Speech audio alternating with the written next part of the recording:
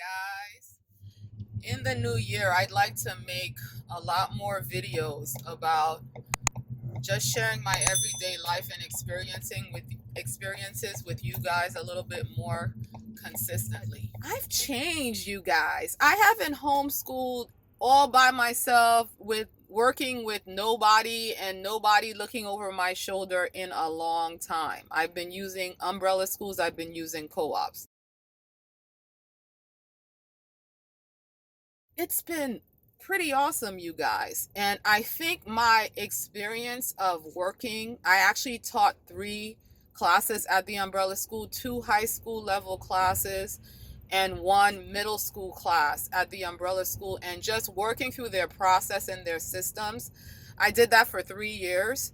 Kind of gave me a good level of insight for how to kind of structure my grading and my assessments in a way that I hadn't experienced before. Now, I don't try to duplicate what they do, but it kind of gives me a better perspective in where I want to go with what and what I may or may not want to use. I like, for example, now I use a digital grading system. I used to keep boxes and boxes of worksheets and workbooks and paper and things like that, so that just in case the powers that be, who I don't know who that is, in New York, we actually did have people looking at our plan to homeschool, and we had to send in written quarterly reports and written assessments and things like that.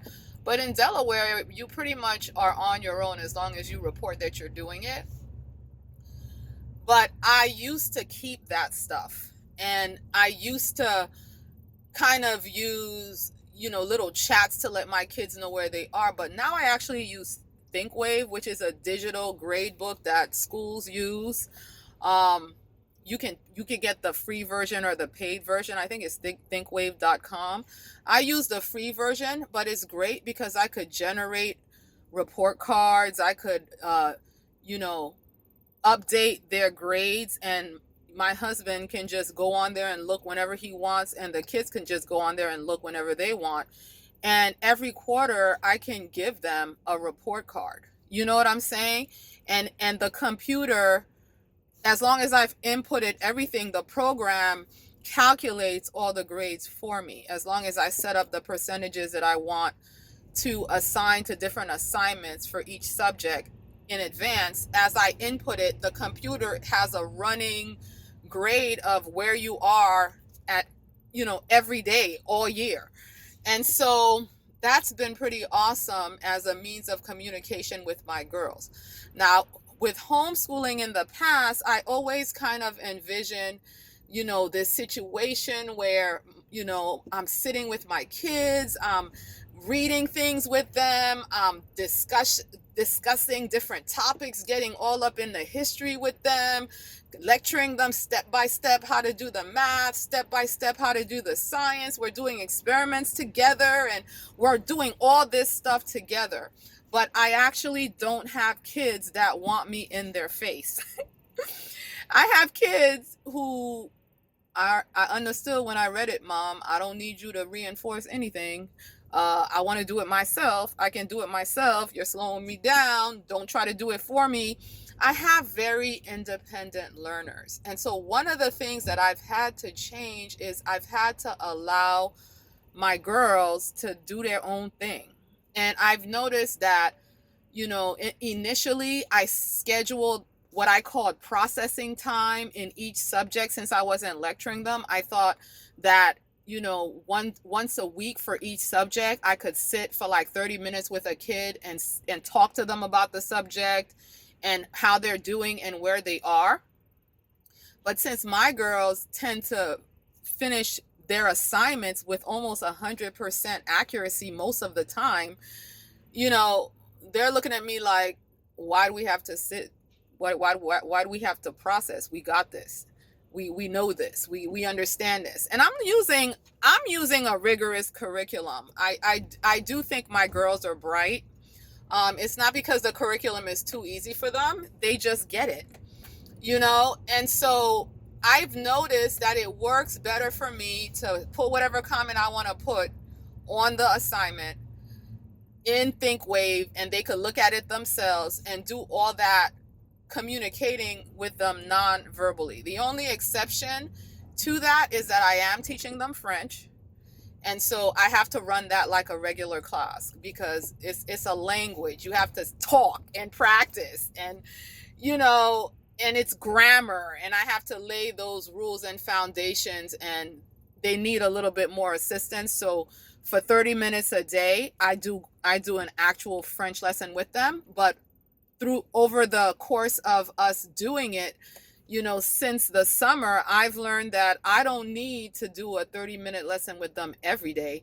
I do a 30-minute lesson with them Monday through Wednesday, and then Thursday they do more independent activities, like they might watch a video that of a movie that they know really well in English, but now they watch it with in French, dubbed over in French.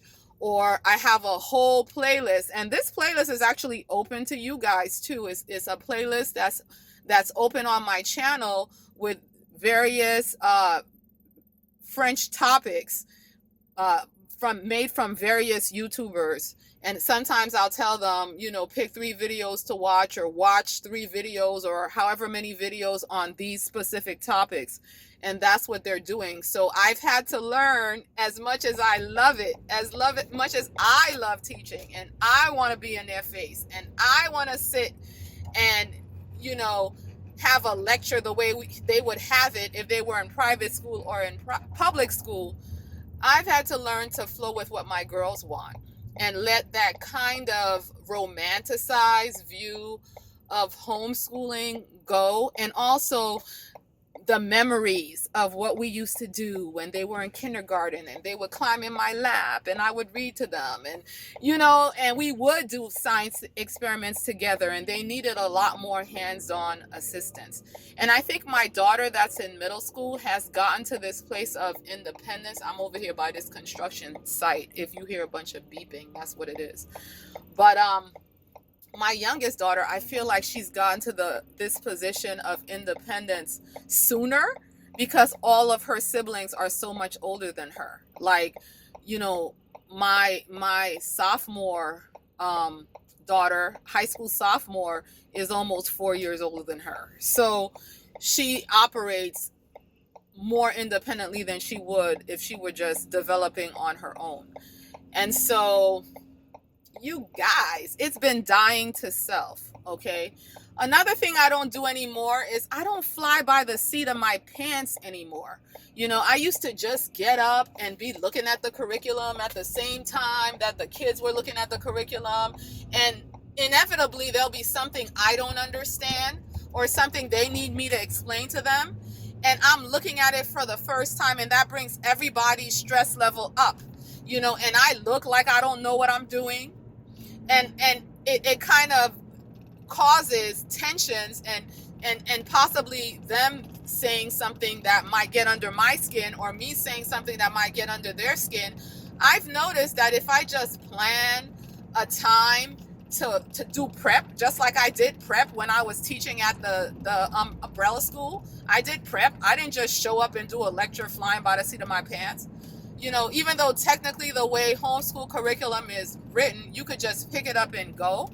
If you have the time to look ahead and know what's coming and have an understanding of the book and how things are laid out. And this year, at the beginning of the year, I even got those sticky labels that you can add to your binders and to your books so that you could easily find chapters and things like that. I even use those to kind of let me know what the layout of my French book was, and I applied it to my girls' workbook so that we could get to things quicker.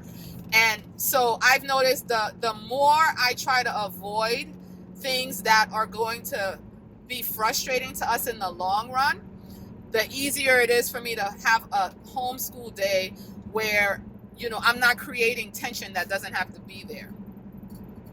And we schedule, you guys. We schedule planning. I bought planners, good old-fashioned book planners for all of the girls. If you prefer to use digital, you could do that as well. We did book planners. I bought them a bunch of stickers, And we've literally planned out everything that we're going to do. There's a schedule in the book. It's already scheduled, but you can manipulate things to happen any way you want. You could double up on assignments. You could stretch assignments out, prolong assignments. But we write everything that's going to happen during the week, the previous week before. So for me, I do planning every Thursday. My girls do planning every Friday. And we've scheduled school so that Friday is a day where they're mostly doing their extracurricular activity. They're part of a robotics team. So that takes up the whole day because my high school daughter is on the older team and my middle school daughter is on the younger team. And so since it's far from our house, they both stay for both teams. So from 10 to 3, they're at robotics. And so they finish a week's worth of work in 4 days. And my high school student does a little bit of work when she gets back from robotics.